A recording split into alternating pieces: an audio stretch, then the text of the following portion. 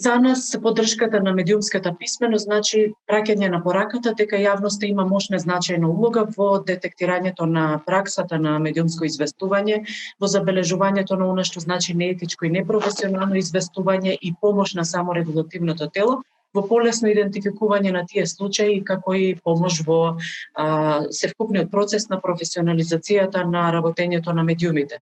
Преку ваквите јавни настани, односно јавните седници на Комисијата за жалби при Советот за етика во медиумите, сакаме да испратиме порака дека медиумите треба да действуваат како стожери на јавниот интерес и да известуваат, пишуваат и објаснуваат во согласно со стандардите на професијата. Комисијата за жалби, за оние што не знаат, се состои од 7 члена, меѓутоа еден член ние немаме. Имаме во моментов броиме 6 членови.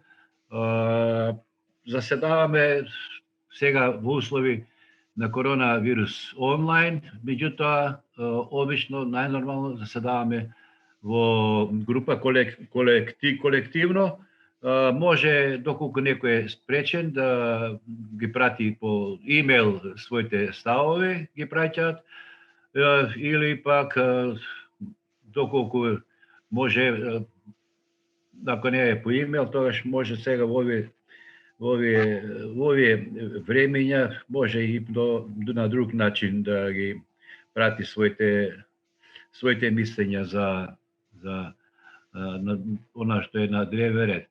Дека насловот или најавата на прилогот мора да одговараат на неговата содржина.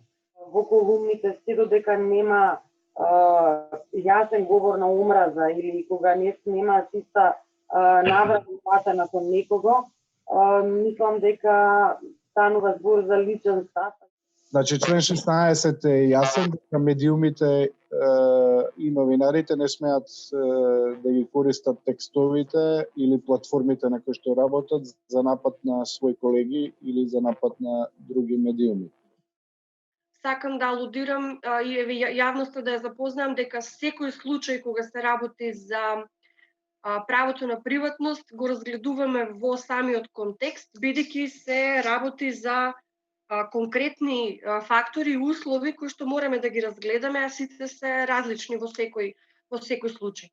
Тоа затоа што законот е закон, етиката е етика, затоа што мене не ми е јасно ако објавите име, а замаглите фотографија што се виде.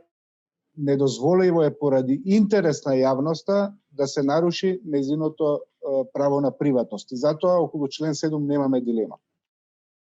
Значи, ние не можеме да имаме ист однос како за службените лица, така и за граѓаните на државата, бидејќи не можеме таква равенка да воспоставиме. Значи, секогаш се обидуваме, мислам дека и за јавноста е добро, да објаснуваме дека кога ги разгледуваме случаите, ги разгледуваме од аспект на приватноста. На крајот на криштата медиумите сепак имаат слобода, со малку дури и претерани наслови да го привлекуваат, се додека насловите се држат до фактите, да го привлекуваат вниманието на читателите. Како што сме правеле досега, така и понатаму ќе продолжиме да апелираме да се поднесуваат жалби. Наместо да се очекува со самото јавување веднаш да пристигне одредена реакција од Советот за етика, нашиот апел е да дојде во облик на жалба, бидејќи во крајна линија, така и во сите совети за етика кои што функционираат и во регионот, и во пошироко во Европа и во светот. Значи, примарно, тие се подпираат на механизмот на поднесување на жалба. Многу сум пријатно изненадена, не сум присуствувала до сега на седница во живо на комисијата.